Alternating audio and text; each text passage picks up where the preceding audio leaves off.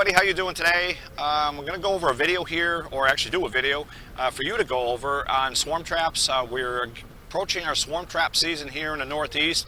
We had a beautiful day today, about 63 degrees. With the temperature staying above freezing at night, we decided to put some in-high feeders going, and the girls are really loving it. Up and down here, they're really busy today, getting some pollen substitute also. It's very much spring for them as well after a long winter. So the reason I'm doing this is a couple reasons.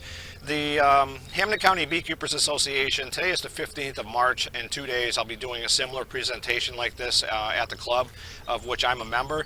And so if you're seeing this and you were at the club, it means that you're just reviewing some of the stuff that I went over on that night.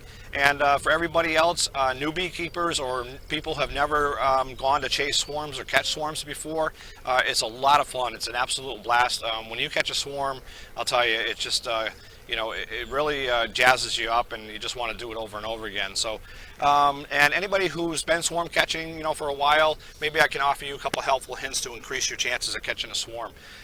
This box here that you see up on top of this hive is a little bit bigger than a Nook box as far as depth-wise, and this box is specifically built to the dimensions from Thomas Seeley's book called Honeybee Democracy.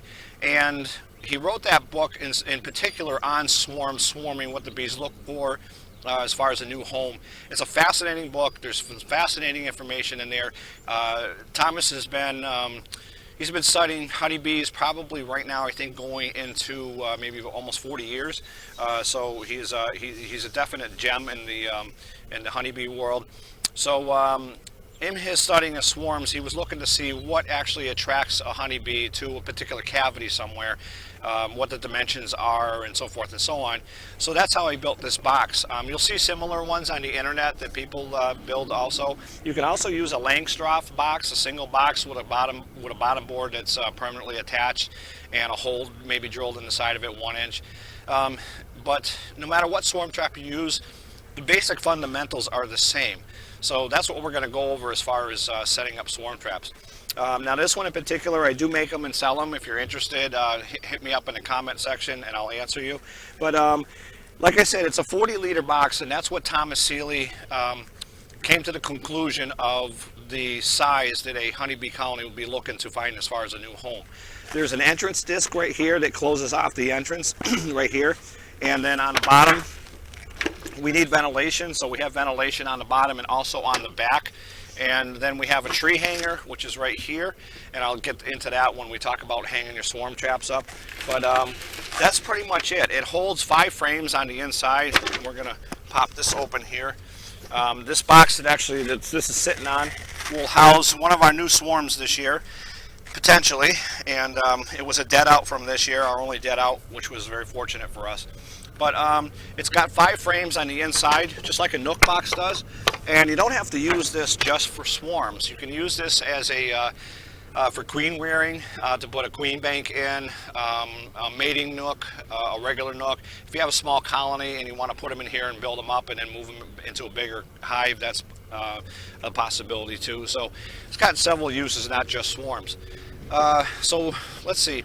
What I'm going to do is, before we get into more of the box itself, let me just give you a little bit of an explanation as to what is going on here in the Northeast right now, and how the bees will want to choose this box to swarm to. So we are on the 15th of March. A honeybee queen will make her decision to initiate swarming for reproductive purposes right now. She's going to do it 4 weeks ahead of time, believe it or not. So once she's made that decision, she'll send out the signals in her colony, and they'll start their preparation work. Towards the end of that 4 weeks, it'll be queen cells, queen cups, and prior to that, it's going to be the workers bringing in tons of food and actually gorging themselves, while on the flip side of that, they'll be slowing down their feeding to the queen, and to make the queen lighter so that she can fly with the swarm. So there's a lot of preparation that they actually do in about 4 weeks time before they head out. So think of a scout bee, which is what we're going to talk about now, as a real estate agent. They're sent out towards the end of that 4 weeks, not really earlier. probably not any more than a couple days before they're actually going to swarm. They send them out to start looking for prospective homes. So you have your swarm trap is one, a tree somewhere that has a hole in it where it's got a big cavity inside, a hole in a wall of a house or a barn, or even a even a stump or something that's on the ground. They're looking for some place to go. So those scout bees will they'll come inside your box, and they will physically crawl around in this box for about 10 minutes or so. And what they're doing inside of there is they're walking diagonally, and they're walking vertically and horizontally. They'll crawl on the frames that are in the inside, and they're actually taking measurements and a mental image of the inside of this box and how big it is.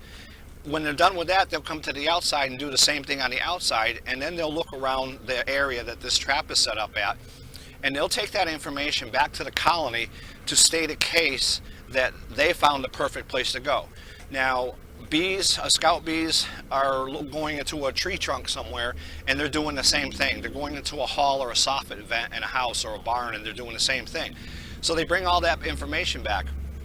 Now, they will state their cases to the colony that is going to swarm probably about the day before they swarm, right up until 3 days after they've left the colony. So if a honeybee swarm has happened, they've left the hive and they're sitting on a branch somewhere, those scout bees are coming back, and they're doing their waggle dance on that swarm, and they're trying to convince the colony to go to this swarm trap. Once they've done that and made up their mind, they actually vote on it. They actually make the decision all at once to do that, and that's why time is of the essence. If we find a swarm of bees to catch them, they'll take right off all at once, and they'll move into your swarm trap. So that's what we hope is the best case scenario. So we want to make this swarm trap the most desirable place for them, so to speak. And to do that, we put our 5 frames in here, and we bait the hive, and I'll explain that a little bit more later. But let's get into the frames on the inside. This is a drawn comb. It's a foundation. It's drawn comb. Okay, you guys can see that okay. And this is probably the most critical frame that's in here. We put this right inside of the middle. It can be any drawn comb as long as it's still pliable and usable for them. And when the queen moves into this swarm trap, the first thing she's going to do within an hour or so, she's going to start laying eggs. That's her sole purpose in life, is to reproduce and to produce more eggs and more larvae and more bees in here. So she's going to get right to town as soon as she moves in here. Now, the next frame over is what we call a starter strip. And this is basically some wax foundation, some old stuff I had, and it's cut down to 1 or 2 inches. And it's placed inside of here, and that gives them a guide, and it gives them some place to start building. The worker bees that swarm get into this trap. Their sole purpose for several days of their life is to build comb and is to store food. And so they need to start building right away, so we need to give them something to do that. This is just a blank frame. It's got some wires in it just for guides, and I put that inside there. And I'll explain to you why we don't use all drawn comb in a minute. This is a full sheet of wax foundation that's in here. I had it, I put it in here. You don't have to use it. It just gives them really a good start to start producing more comb for that queen right next to the drawn comb. And then the other one is a starter frame too on the end. So that's your 5 frames. Now, you don't want to fill this particular box with 5 drawn frames of foundation. You don't want to put 2 in there. You don't want to put 3. You only want to have 1. The reason being is that when these scout bees come to check out this box and they crawl inside, they understand that they're going to be bringing 10 to 20,000 bees with them to fill this up. So they need room. So the worker's going to need something to do. The queen's going to have her drawn comb in there. But if a worker bee or a scout bee actually gets inside and finds out that there's really not much room in there, they're just going to take off. They're going to leave it alone, and they're not going to move in. You might catch maybe a mini swarm or an absconding bunch of bees that are small in size. That's very possible, but just very unlikely. So that's our frames. Let's see, baiting your hive. Or baiting your swarm trap, I'm sorry. There are 2 solutions that you can use. One is Swarm Commander, which I absolutely swear by. The second one is lemongrass oil. They both do the same job. They both smell similar. The Swarm Commander just has a better mix of pheromones, I believe, and it's just a little bit better. I've used lemongrass oil too, and they both work the same. One's a little bit more expensive than the other. So what I do to bait this hive, or this, I keep saying hive, I'm sorry, this swarm trap, I take a Q-tip and I spray each end of the Q-tip once, and I drop it into the box so that it falls into the back of the box. Now, once I've done that, I will spray a squirt on the top of the box and then one squirt on the entrance right here, and that's it. You don't want to overuse this or spray too much on there. It's very concentrated, it's very strong, and you can actually deter the bees from moving in here. So that's your baiting. In addition to that, bees will prefer a place that's already been used by another colony. So usually when a colony has been, or a hive box or a tree trunk somewhere has been abandoned for a little while, bugs and stuff, they eat up that comb and whatnot, and it opens that up. But in here we have the open frames, so they have the room in here. But if we try to make it smell on the inside like like bees, like home, they'll be more attracted to this box than they will just a blank hole in a tree somewhere, a wall that nothing's ever been in. So I'll put some, if I have extra wax cappings that are dried out, or I have some propolis laying around, things like that, I'll put it in the bottom of the box, sprinkle some in there. This is a new box, so I like to christen them just the first time with melting beeswax and then brushing a couple brush strokes on the inside so they don't pick up the scent of the wood on the inside. They smell the beeswax. It's another drawing technique to get them to come in here and actually stay in here. So that's your baiting your hive. Now there's one other way that you can bait it, is you can take a blue shop towel. They look like paper towels, but they're blue. You can buy them in a hardware store. Fold them in quarters, put them inside a Ziploc bag. Put about 10 drops of lemongrass oil or 2 or 3 sprays of the Swarm Commander. Put it in a Ziploc baggie. Ziploc that bag shut about 3/4 of the way. Drop it in the bottom of the box, and it'll just, over time, it'll emit that pheromone, emit that smell inside of your swarm trap. So that's baiting. Now, we're going to get into location. Where do we set our traps up? The best place that you can do this that's easy for you and easier for the bees to find is going to be on a field edge somewhere, such as this here. Now, I got a tree up here behind me, but we don't want something all straggly like that. We want something kind of straight and nothing immediately around it. And I'll put that trap 5 to 10 feet on the inside of the woods. And the purpose for that is that when the honeybees are out looking, they want to have some kind of seclusion. They want to have some kind of security. So a little buffer of a couple trees in front of it, or a bush, on the ground that's not blocking the front of the trap, is a perfect place to put it. 10 to 15 feet up in the air here in the northern part of the country. The reason is black bears, black bears, black bears. If they're down here and they're looking around, the scent from this is up high. It's out of sight, out of mind. They won't usually notice it, and you won't have any issues with them. If they smell that Swarm Commander that's in there, and it's, you got this sitting on a tree as high as it is right here, right now, you're probably going to come back and not find that swarm trap, or find it all busted apart. So 10 to 15 feet up. Down south, you don't have to do that as much, from what I understand. They just hang them as high as that they can reach, and they have good luck with that. So more locations. Believe it or not, the edge of a swamp is a prime place to put a swarm trap. And the reason for this is it's a swamp. It stays wet and damp. Even during a drought, there is plenty of moisture in there. There's plenty of growth, plant life, and things like that, especially even during the springtime. And throughout the summer into fall, there are different varieties of plant life that continuously grow through all that moisture. So it also offers them seclusion as well. People don't go there. Animals shy away from being in near a swamp. So that's a great place to put it. In addition to that, too, excuse me, a power line or a pipeline somewhere is a great place to put it.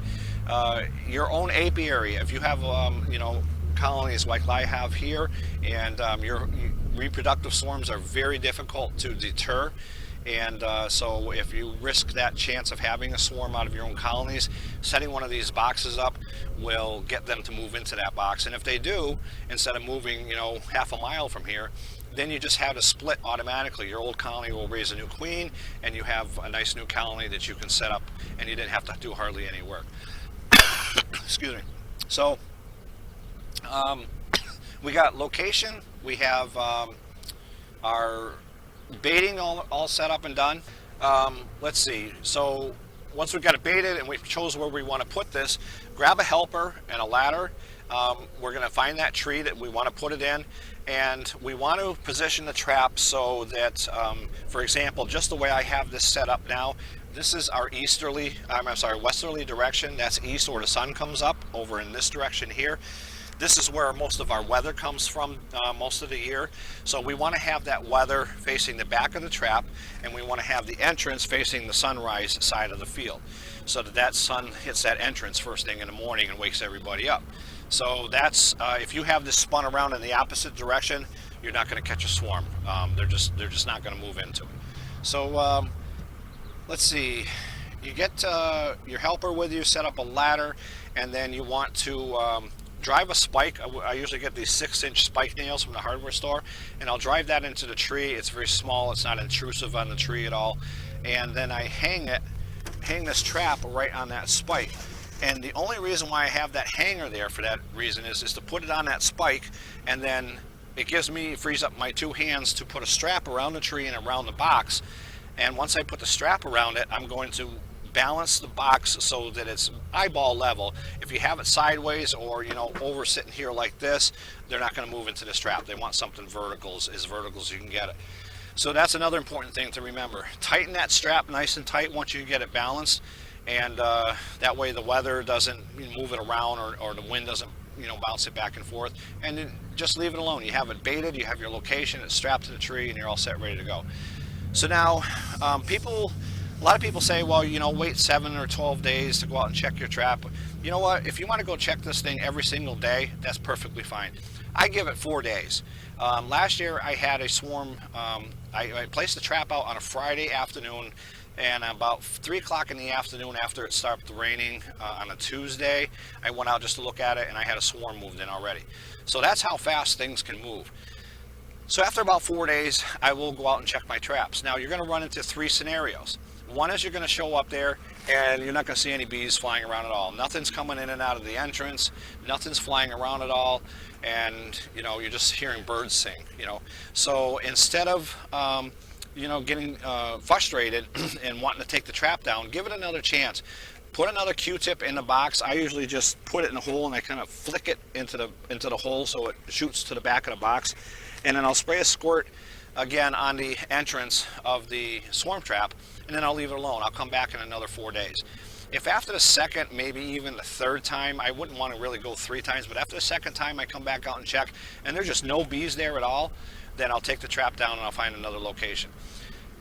Swarm traps are not guaranteed to catch swarms. If there's no bees in the area, or if there are and they're not inclined to swarm, they're not going to have anything to do with this. So please understand that.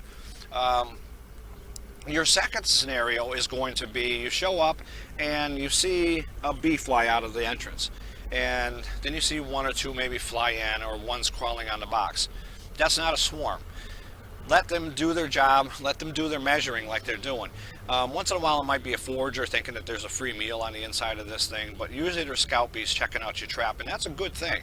So we don't want to spray it, rebait it, or do anything. I would come back probably in about another 2 days, and probably another 2 days after that. And if there's no bees flying around after those 2 days, then rebait it. If there is, leave it alone again. They now know that this is here and they're checking it out. So we don't want to spray it and then end up chasing them away that way. So our third scenario is the one that we all hope for, is that you show up and just like my colonies here, they are just bolting in and out of this entrance with purpose. And I mean, literally, it looks like they're being shot out of cannons out of this thing. 2, 3, 4, 5 at a time. Same thing, 5, 10, 12 running back into that colony. And the tall tale sign is if you see a bee land here in this entrance and she brings pollen in, then you know you got a swarm inside of this trap. So what are we going to do now? Nothing. We're not going to do a thing. Mark the day and time that you showed up though. Take a mental note of that. Watch them, take videos, take pictures, whatever you want to do is what that's kind of the thing that I do. And I watch them for about 5 or 10 minutes, and then I'll take off. We don't want to just go back and take that box down and because we're excited and bring it back to our other colonies, set up a hive and throw them in there. If you do that, they're going to swarm out of there and you're never going to see them again. The queen has just gotten in there. She needs time to lay. The foragers are bringing food in. The workers are building comb. They think they found this nice, cozy, secure place. Let them feel that way for about 6 or 7 days. After that point in time, once they're all oriented and in here, you want to go out at sunrise or a half hour after sunset, right at dark. Again, bring a helper with you, a flashlight, bring a veil, and bring a set of gloves. Trust me. When you're out there in the dark and you're trying to maneuver this box around, they're going to be up tucked underneath that lid, they're going to be on the tree, they're going to be on the box, and you're going to get stung. So please bring at least a veil at a minimum. So that's the time that you want to show up, and the reason for that is that is when all of your foragers are back, at least most of them are back at this box, and they're all inside and tucked away for the night. With that being said, I got a couple leftover white Nook boxes from several years ago, and I'll bring one of them with me. And when I take this box down, I'll actually put that box up in a tree because you'll potentially get about 200 or 300 foragers that never made it back that night, or they're up hanging out in that tree somewhere. And the next day, they're going to come into that box, that Nook box you left there for them, with 1 or 2 frames on the inside of it. And they're going to go in there and they're going to go, oh my gosh, what happened? Where did everybody go? And they're actually going to stay there. They're not going to go back out and go foraging. They're going to stay there. They're going to be waiting for the workers to come over, and so they can offload their food, the nectar or pollen or whatever they have, and so they can go back out and forage. If they don't see that, they're just going to come in here and they're going to chill out in here. So the night after you brought your swarm trap back, you can go out there and collect as many as 200, 300, 500, foragers that were out that you didn't get the day before. So for instance, bringing this back, again, have a helper with you. Please have somebody help you do this. But so I have this area right here, and I decide that this is where I'm going to put this swarm. This is where I'm going to move them to their new colony. You have to have your position and your place already picked out ahead of time as to where you're going to put these girls. You don't want to, they just moved from one colony to another location. Then you're going to bring them back. You don't want to stick them over on the backside of your barn for 2 days and then move them again over here. You're going to mess up the foragers. You're going to mess them up, the bees inside. You're just going to, and it's going to make the chances very high that they're just going to take off and either abscond or they're going to swarm on you. So we don't want that. So bring this box and set it right here on those bricks, right where your next hive body is going to go. Leave them alone for about a day and a half. Just let the foragers and everybody get reoriented. Let them meet their buddies next door, whatever it is that they need to do, and get comfortable again because you've moved this around a little bit, a day or two before. And then after that, set your hive body up here. I would do it late in the afternoon or first thing in the morning, and slowly just move one frame out of this box into your new hive body one at a time in the exact orientation that they're in. So if these 5 are in the middle, they're going to be in the middle of your swarm trap, your hive box, and then fill the rest of the frames up with some blank frames. Now keep in mind that this is going to be full of bees. It's not going to be any different than getting a Nook full of bees if you get that. And you're going to want to give them more room to start drawing and put another hive body or super rump on top for them, so that they don't think that they're congested too much. So that's it. So we've gone over our baiting, location. We talked about Thomas Seeley a little bit and how he came up with this type of a setup, and everything from start to finish. I don't want you guys to think again that I'm going to throw this up and I'm going to catch a swarm right away. It was actually it was 2 weeks before I caught my first swarm last year, but I wound up with 6 swarms. But one of them was this colony right here. They decided to swarm on me, and I caught him in one of the boxes. So threw him back into another group down here on the end and raise them off as a separate colony and let these guys requeen themselves. So that was a good thing. The other 5 swarms I was able to catch. I think the first swarm was probably about the third into fourth week of April, and then the rest of them were in May. I set out 8 of these last year. This year I'm going to set out probably 14 or 15 of them. So I'm trying to increase my chances to do that. If you only have one, then obviously you might only catch 1 or 2. If you catch a swarm, you can put it back in the same spot. There's a lot of people around the country that actually put it back up and they've caught a second swarm, or they caught a swarm the year before. Put it back in the same place. Just give it a week or so just to try.